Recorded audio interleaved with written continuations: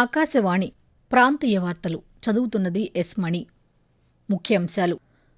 ముఖ్యమంత్రి నారా చంద్రబాబు నాయుడు చిత్తూరు జిల్లా కుప్పంలో పర్యటిస్తున్నారు. మహిళలను పారిశ్రామికవేత్తలుగా తీర్చిదిద్దేందుకు ప్రభుత్వం ప్రత్యేక ప్రణాళికతో ముందుకు సాగుతోందని మంత్రి పి. నారాయణ తెలిపారు. పాపికొండలు విహారయాత్రను ఈ రోజు నుంచి పునరుద్దరిస్తూ అధికారులు అనుమతులు మంజూరు చేశారు. భారత స్వాతంత్ర సంగ్రామంలో పోరాడిన స్వాతంత్ర సమరయోధులు అల్లూరి సీతారామరాజు జయంతి ఈరోజు. ఇక వార్తల్లోని వివరాలు. ముఖ్యమంత్రి నారా చంద్రబాబు నాయుడు చిత్తూరు జిల్లా కుప్పంలో ఈరోజు పర్యటిస్తున్నారు. కడపల్లెలో వివిధ సమస్యలపై స్థానికులు ఆయనకు వినతి పత్రాలు అందజేశారు. అనంతరం ముఖ్యమంత్రి గుడిపల్లి మండలం నల్లగంపల్లి గ్రామంలో ఏర్పాటు చేసిన నెట్ జీరో మోడల్ గృహాలను పరిశీలించారు. ఆ తర్వాత గ్రామంలోని రూఫ్ టాప్ సోలార్ వ్యవస్థ, ఇండక్షన్ కుక్టాప్ వినియోగం, టెర్రస్ గార్డెనింగ్, వర్షపు నీటి సంరక్షణ వ్యవస్థలను ముఖ్యమంత్రి పరిశీలించారు. ఈ మధ్యాహ్నం నిర్వహించే బహిరంగ సభలో ప్రసంగించనున్నారు. మహిళలకు ఆర్థిక స్వావలంబన కల్పించి విజయవంతమైన పారిశ్రామికవేత్తలుగా తీర్చిదిద్దేందుకు ప్రభుత్వం ప్రత్యేక ప్రణాళికతో ముందుకు సాగుతోందని పురపాలక పట్టణాభివృద్ధి శాఖ మంత్రి పి. నారాయణ తెలిపారు. ఏలూరులో డ్వాక్రా మహిళలు నిర్వహిస్తున్న తృప్తి క్యాంటీన్ను మంత్రి ఈరోజు సందర్శించి నిర్వహణ తీరును పరిశీలించారు.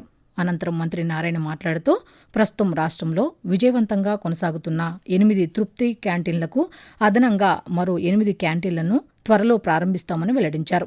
డ్వాక్రా మహిళల సాధికారత, స్వయం ఉపాధి, స్థిరమైన ఆదాయ వనరుల కల్పనకు ప్రభుత్వం కృషి చేస్తోందని చెప్పారు.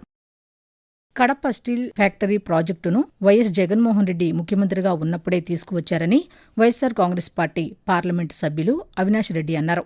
కడపలో ఆయన పాత్రికేయుల సమావేశంలో ఈరోజు మాట్లాడారు. ఈ ప్రాజెక్టుపై ప్రభుత్వం క్రెడిట్ చోరీకి ప్రయత్నిస్తోందని విమర్శించారు. 2023 ఫిబ్రవరిలో వైఎస్ జగన్ ఈ స్టీల్ ప్లాంట్కు శంకుస్థాపన చేశారని అవినాష్ రెడ్డి తెలియజేస్తూ, జగన్మోహన్ రెడ్డి గారి ప్రభుత్వం చేసిన పనుల వల్ల, ఆ ప్రభుత్వం ఇచ్చిన సహకారం వల్ల, ఆ ప్రభుత్వం ఇచ్చిన అనుమతుల వల్ల ఇవాళ ఈ ప్రాజెక్టును ముందుకు తీసుకెళ్లగలుగుతున్నానని చెప్పి చాలా స్పష్టంగా ఆయన రీట్వీట్ చేయడం జరిగింది. చంద్రబాబు నాయుడు గారి క్రెడిట్ చోరీ ప్రయత్నాన్ని మొత్తాన్ని కూడా జేఎస్డబ్ల్యూ స్టీల్స్ యాజమాన్యము, ఆ సంస్థ ఎండీనే పూర్తిగా ఎక్స్పోజ్ చేయడం జరిగింది. మరి ప్రజలంతా కూడా గమనించారు నిన్నటి రోజున. భారత స్వాతంత్ర సంగ్రామంలో మన్యం వీరుడిగా బ్రిటిష్ వారిపై పోరాడిన స్వాతంత్ర సమరయోధులు, గిరిజన హక్కుల కోసం అలుపెరుగని పోరాటం చేసిన విప్లవ వీరుడు అల్లూరి సీతారామరాజు జయంతి ఈరోజు. 1897 జులై 4వ తేదీన విశాఖ జిల్లా పాండ్రంగిలో జన్మించిన సీతారామరాజు పశ్చిమ గోదావరి జిల్లా మోగల్లులో విద్యాభ్యాసం చేశారు. గిరిజనుల కోసం ఆయన జరిపిన పోరాటం భారత చరిత్రలో ప్రధాన ఘట్టంగా నిలిచిపోయింది. బ్రిటిష్ పోలీసులు చుట్టుముట్టి కాల్పులు జరిపిన సంఘటనలో 1924 మే 7వ తేదీన అల్లూరి సీతారామరాజు అమరులయ్యారు. ఈరోజు ఆయన జయంతిని పురస్కరించుకుని ప్రజలు ఘనంగా నివాళులర్పిస్తున్నారు. గిరిజనుల హక్కులు, ఆత్మగౌరవ పరిరక్షణ కోసం అల్లూరి సీతారామరాజు కృషి చేశారని ముఖ్యమంత్రి నారా చంద్రబాబు నాయుడు పేర్కొన్నారు. అల్లూరి సీతారామరాజు జయంతి సందర్భంగా ఎక్స్ వేదికగా నివాళులర్పించారు. ప్రకాశం జిల్లా ఒంగోలులో అల్లూరి సీతారామరాజు విగ్రహానికి సాంఘిక సంక్షేమ శాఖ మంత్రి డోలా శ్రీ బాల వీరాంజనేయ స్వామి పూలమాలలు వేసి నివాళులర్పించారు.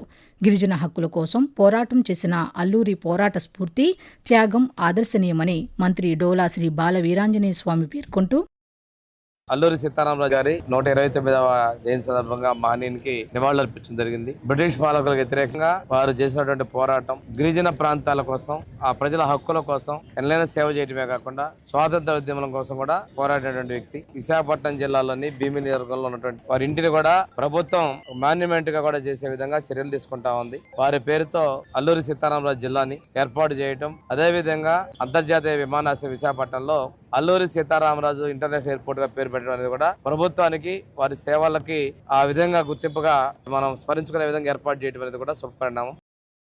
శ్రీ పొట్టి శ్రీరాములు నెల్లూరు జిల్లా, పశ్చిమ గోదావరి, పార్వతీపురం, మన్యం జిల్లాల్లోని కలెక్టర్ కార్యాలయాల్లో కలెక్టర్లు, అధికారులు, ప్రజాప్రతినిధులు, విద్యార్థులు అల్లూరి సీతారామరాజు చిత్రపటానికి పూలమాలలు వేసి నివాళులర్పించారు. ఆకాశవాణి ప్రాంతీయ వార్తలు వింటున్నారు. పాపికొండల విహారయాత్రను ఈ రోజు నుంచి పునరుద్దరిస్తూ అధికారులు అనుమతులు మంజూరు చేశారు. పోలవరం జిల్లా దేవీపట్నం మండలంలో గండి పోచమ్మ ఆలయం నుంచి బయలుదేరేందుకు ఒక ఏపీటీడీసీ బోటు 15 ప్రైవేటు బోట్లను సిద్ధం చేశారు. గత నెల 14వ తేదీన పోచమ్మ గండి నుంచి గోదావరిలో విహారయాత్రకు బయలుదేరిన ఓ పర్యాటక బోటు సాంకేతిక లోపంతో నిలిచిపోగా అప్పటి నుంచి అధికారులు విహారయాత్రలను తాత్కాలికంగా నిలిపివేసి తాజాగా ఈరోజు అనుమతులు మంజూరు చేశారు. మావిగన్ పేరు చెప్తే చంద్రబాబు భయపడుతున్నారని వైఎస్సార్సీపీ మాజీ మంత్రి పేర్ని వెంకటరామయ్య అన్నారు. గుంటూరు జిల్లా తాడేపల్లిలో ఆయన ఈరోజు పాత్రికేయులతో మాట్లాడారు. అమరావతి నిర్మాణం ఎప్పుడు పూర్తి చేస్తారో చెప్పగలరా అని ప్రశ్నించారు. కూటమి ప్రభుత్వ హయాంలో ప్రజలకు కార్యాలయాల్లో సకాలంలో పనులు జరగడం లేదని చెప్పారు. భారత్, ఇంగ్లాండ్ జట్ల మధ్య 5 మ్యాచ్ల టీ20 సిరీస్లో భాగంగా ఈరోజు రెండో టీ20 మ్యాచ్ జరగనుంది. ఇంగ్లాండ్ దేశంలోని మాంచెస్టర్ ఓల్డ్ ట్రాఫోర్డ్ వేదికగా రాత్రి 7 గంటలకు మ్యాచ్ ప్రారంభమవుతుంది. మొదటి టీ20 వర్షం కారణంగా రద్దయింది.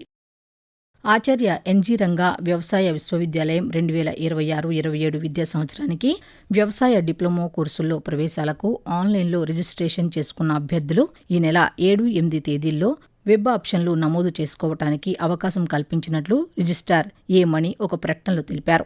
ఇతర వివరాలకు అధికారిక వెబ్సైట్ని సంప్రదించాలని ఆ ప్రకటనలో సూచించారు. విభిన్న ప్రతిభావంతుల సాధికారిత 2026 జాతీయ అవార్డులకు నామినేషన్లను కేంద్ర సామాజిక న్యాయ మంత్రిత్వ శాఖ ఆహ్వానించిందని, అర్హులైన వ్యక్తులు దరఖాస్తు చేసుకోవాలని రాష్ట్ర దివ్యాంగులు, వృద్ధులు, హిజ్రాల సంక్షేమ శాఖ డైరెక్టర్ వేణుగోపాల్ రెడ్డి ఒక ప్రకటనలో తెలిపారు.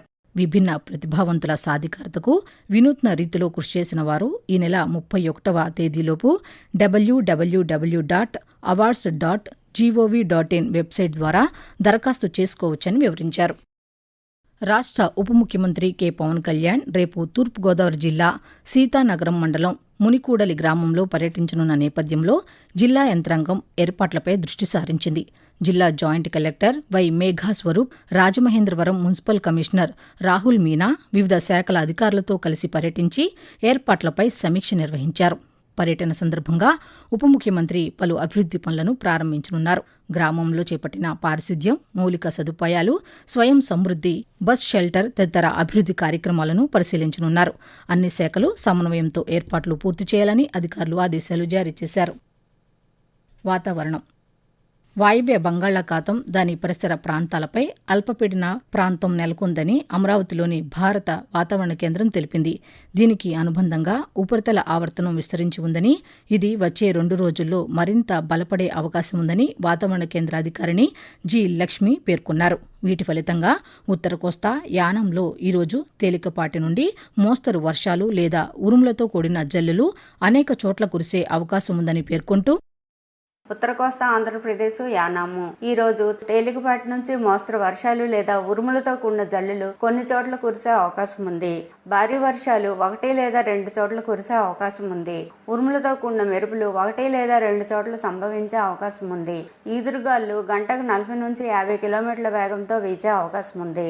దక్షిణ కోస్తా ఆంధ్రప్రదేశ్ తేలికపాటి నుంచి మోస్తరు వర్షాలు లేదా ఉరుములతో కూడిన జల్లులు కొన్ని చోట్ల కురిసే అవకాశం ఉంది. ఉరుములతో కూడిన మెరుపులు 1 లేదా 2 చోట్ల సంభవించే అవకాశం ఉంది. ఈదురుగాలు గంటకు 40 నుంచి 50 కిలోమీటర్ల వేగంతో వీచే అవకాశం ఉంది. ప్రాంతీయ వార్తలు ముగించే ముందు ముఖ్యాంశాలు మరోసారి. ముఖ్యమంత్రి నారా చంద్రబాబు నాయుడు చిత్తూరు జిల్లా కుప్పంలో పర్యటిస్తున్నారు. మహిళలను పారిశ్రామికవేత్తలుగా తీర్చిదిద్దేందుకు ప్రభుత్వం ప్రత్యేక ప్రణాళికతో ముందుకు సాగుతోందని మంత్రి పి నారాయణ తెలిపారు. పాపికొండలు విహారయాత్రను ఈ రోజు నుంచి పునరుద్ధరిస్తూ అధికారులు అనుమతులు మంజూరు చేశారు. భారత స్వాతంత్ర సంగ్రామంలో పోరాడిన స్వాతంత్ర సమరయోధులు అల్లూరి సీతారామరాజు జయంతి ఈరోజు. ఆకాశవాణి ప్రాంతీయ వార్తలు ఇంతటితో సమాప్తం. తిరిగి సాయంత్రం 6 గంటల 10 నిమిషాలకు విశాఖపట్నం కేంద్రం నుంచి ప్రాంతీయ వార్తలు వింటారు.